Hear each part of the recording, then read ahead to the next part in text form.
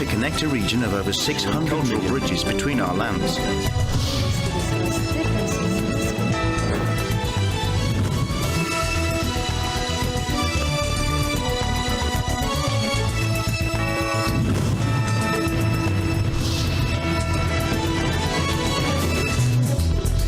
Good evening, I'm Alma Angeles, and you're watching ASEAN in Focus on tonight's headlines.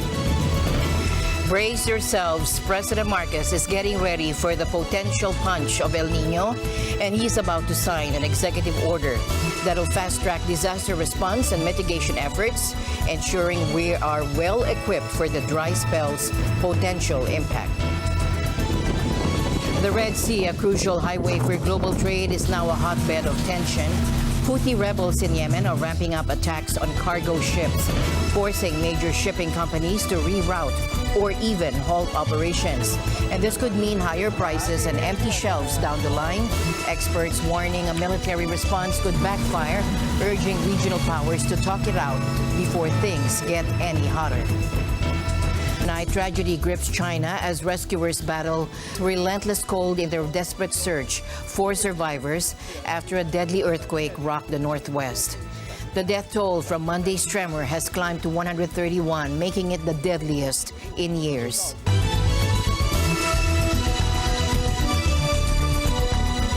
President Marcos is calling on everyone to join the fight for a greener future by using less energy. In a special message for National Energy Consciousness Month, he emphasized that saving electricity is crucial for reducing our carbon footprint and protecting the planet. Consciousness Month. As we pursue the path of sustainable development, it is important that we develop a keen awareness of our energy consumption. Thus, this month-long event serves as a reminder for us to reflect on our energy habits and foster a culture of responsible energy use. The President highlighted the Department of Energy's Energy Efficiency Excellence Award, recognizing individuals and organizations who are leading the way in energy conservation. We must also recognize this year's Energy Efficiency Awards, for this aims to recognize individuals and organizations that exemplify strong dedication to the energy conservation and are taking the lead in promoting energy efficiency. He also encouraged everyone to follow their example and adopt sustainable practices.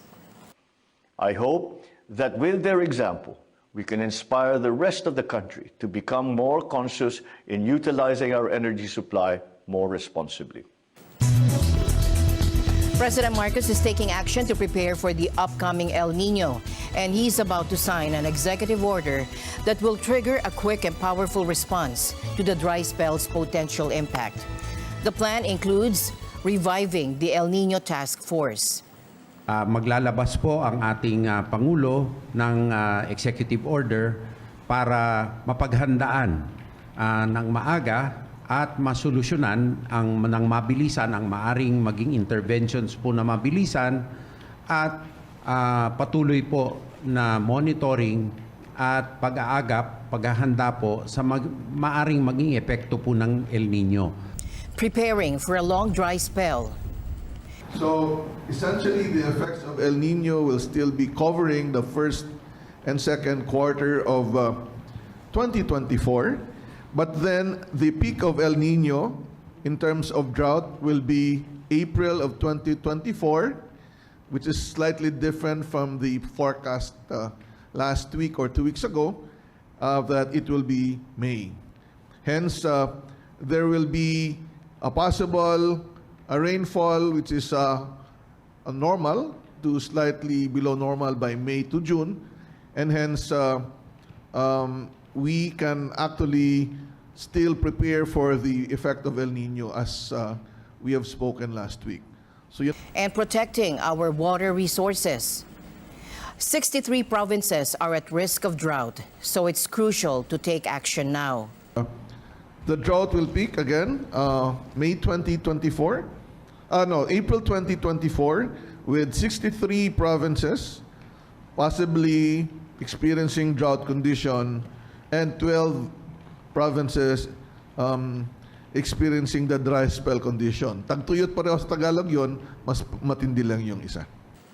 President Marcos is pushing for multi-purpose water infrastructure projects alongside private partners to strengthen our water security. So these three, no? So availability, access, affordability, yon po ang pinakamahalaga in terms of water security, if I may add, no? So ang instruction rin ng Pangulo is to have our infrastructure investments be multi-purpose, so that one investment in a kind of infrastructure can generate several values, no? Whether they are for flood control in the end, whether for irrigation, or eventually for water supply and distribution as well.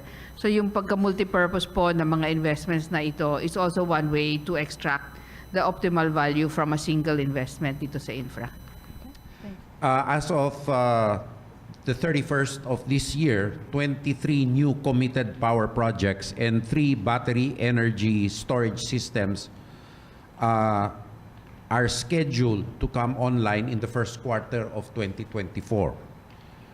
There is an ongoing development of an inventory and coordination of critical facilities, for example, hospitals, with emergency power needs. The UN Security Council struggled to find a unified voice today on pausing the Israel-Hamas war as aid efforts neared collapse and global economic fallout spread. For all those who have suffered in Israel, in Gaza, in the West Bank, and around the globe, let us work in good faith to end this cycle of violence and sow the seeds for a lasting peace. I remain gravely concerned by the impact of the ongoing hostilities on the humanitarian situation in Gaza. The current conditions are making it impossible for meaningful humanitarian operations to be conducted. With calls growing for a new truce, Qatar-based Hamas chief Ismail Haniyeh is to visit Egypt for talks on a ceasefire in Gaza and a prisoner exchange with Israel, a source close to the Islamist group said. Qatar, backed by Egypt and the U.S., helped broker a week-long truce and hostage prisoner swap in November. Efforts as the state of Qatar, along with our partners, are continuing. We are not going to give up. U.S. news platform Axios on Monday reported that Mossad chief David Barnea, CIA Director Bill Burns, and Qatari Prime Minister Sheikh Mohammed bin Abdulrahman Al Thani had met in Warsaw for talks on a potential new deal. Israel maintained its bombardment and ground combat in the third month of the bloodiest ever Gaza war, which started with unprecedented attacks by Hamas against Israel on October 7. The fact that Israel is ready for another humanitarian pause and additional humanitarian aid in order to enable the release of hostages. And the responsibility lies fully with Sinwar and the leadership of Hamas. In what they say is a show of support for Palestinians in Gaza, Yemen's Houthi rebels have repeatedly fired missiles and drones towards cargo ships in the Red Sea. Major shipping firms have diverted their vessels as a result, pushing up oil prices, and the U.S. announcing a new security initiative to protect the waterways vital to global trade. U.S. Defense Secretary Lloyd Austin joined a virtual meeting about the initiative set to include Britain, France, Italy, and other countries. What I think is necessary in the Red Sea is to make sure that shipping can keep moving, can keep delivering oil, can keep delivering goods. And so this maritime task force that is being set up is looking for partners to help to allow that to happen. And Britain is going to be one of those partners, and I think Italy is going to be one of those partners too. For ourselves, we'll be lending some of our ships to that task. And I think it's very important that there's a very clear message to the Houthis in Yemen who've been launching all these attacks that, these attacks will not be tolerated, and we will defend ourselves against them, and it's very important that shipping keeps moving.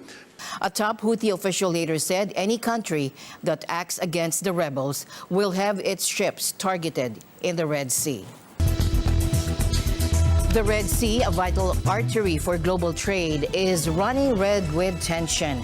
A spike in attacks by Yemen's Houthi rebels on cargo ships traversing the strategic Bab al-Mandeb Strait has major shipping companies slamming on the brakes.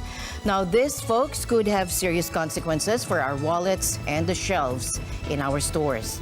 Thousands of ships carrying oil, gas, and goods squeezed through a narrow neck of water. That's the Bab al-Mandeb Strait.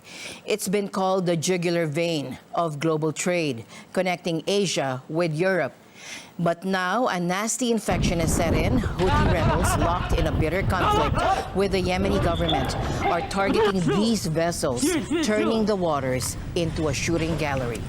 Today, but militarizing that area is not, I think, sustainable in the longer term and doesn't come without significant risk. As I've said, it's a very constrained area. If you're going to send ships through with accompanying naval forces, there are issues of potential risk of mistakes happening, or in fact of the insurance companies not being satisfied and still not insuring the ships. Experts like Forjun warn that a military response could be a double-edged sword, potentially escalating the conflict. They urge regional powers to come together and talk before tensions boil over.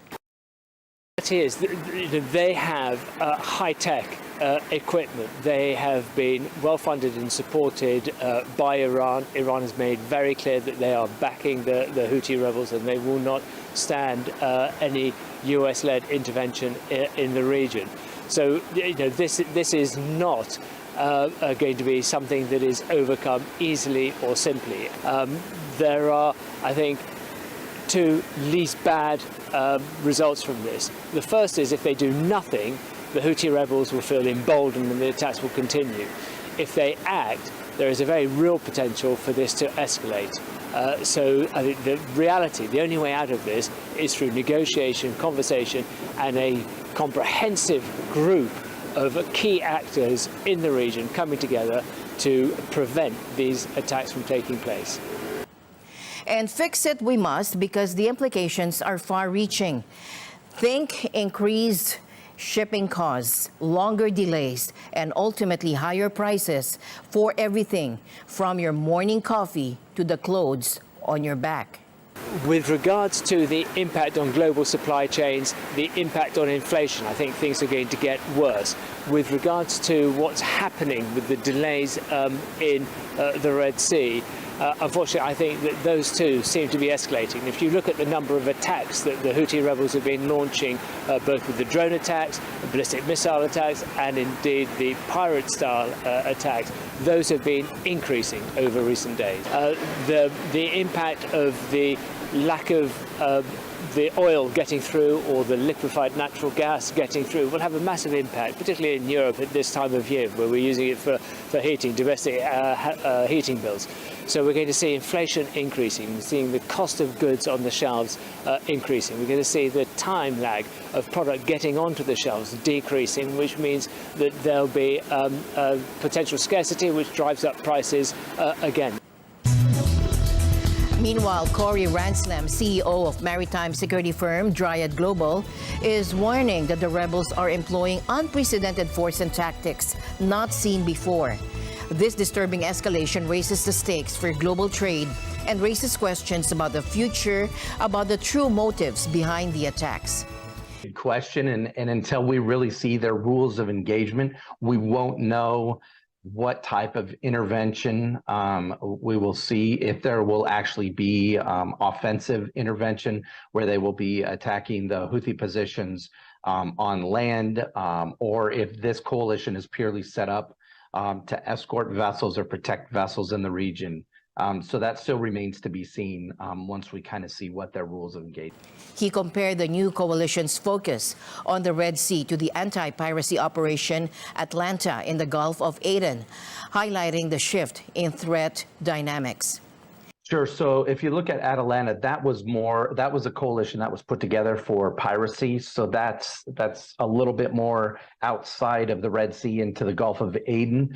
There are a couple of vessels that are still operating in that region as part of that. This coalition, from the way I understand it, is really going to be set up from the Straits north into the Red Sea to really look at protecting commercial shipping, in this higher risk region that we've seen develop over the past few weeks. He contrasted the Houthi tactics with traditional Somali piracy, emphasizing the increased use of drones, missiles, and helicopters. It's completely different. The piracy that we saw in the past was really carried out by the Somalis. What we're seeing right now is the Iranian-backed Houthis in Yemen are carrying these attacks out on commercial shipping under the direction of Iran. So it's completely different type of operation. The tactics and the amount of force that we're seeing the Houthis use is much different than we've seen them use in the past. He also cited the Galaxy leader hijacking via helicopter as a stark example of the Houthis' evolving modus operandi. When the Galaxy leader was hijacked, that boarding was done by a helicopter. We haven't seen the Houthis use those tactics in the past. We're seeing drone and missile strikes, and we have not seen those tactics in the past either to the level that we're seeing those today. So this is completely different from an attack perspective of what we're seeing against commercial shipping today within this specific region. He raised the concerns of expanding Houthi targeting with attacks no longer solely focused on perceived Israeli connections. Start to increase that first. The Houthis said that they would attack vessels that had any type of Israeli connection. So if that was part ownership or management or operation, that they would attack vessels with those type of Israeli connections. We've seen that also evolve to include any vessel that would be transiting cargo in or out of any Israeli ports. And then over the last few days, we've seen that expand to almost any vessel. The Houthis are saying that these vessels that they're attacking have some sort of Israeli connection, but there's a couple that we've seen that we have not been able to find an Israeli connection, whether it's ownership, management, flag, or port operation. He also highlighted the economic consequences with major companies shunning the Red Sea and potentially impacting global energy prices. Perspective, we're seeing a number of major shipping companies that are pausing or suspending transit operations in and out of the Red Sea, some electing to go around the Cape, around Africa. We've also seen now two major shipping companies that are declining to take on any Israeli cargo whatsoever. So this is going to be interesting to see how this plays out from a financial perspective. He's now warning of the significant delays and cost increases for ships opting for the longer route around Africa due to the Red Sea disruptions. Into Europe, because if the vessels start looking at a transit around Africa, that could add at least 30 days to the transit, plus the cost to be able to do that transit. So again, as this conflict wears on, you could see a fairly substantial increase in energy prices, especially as you're looking into the European region because of the transit route that, again, adds another 30 days to the transit of the petroleum products. In other news tonight, tragedy grips China as rescuers battle relentless cold in their desperate search for survivors after a deadly earthquake rocked the northwest. The death toll from Monday's tremor has climbed to 131, making it the deadliest in years. Now picture this. Below zero temperatures, rubble everywhere, and frantic digging. Now that's the grim reality in Jishishan County, the epicenter of this disaster.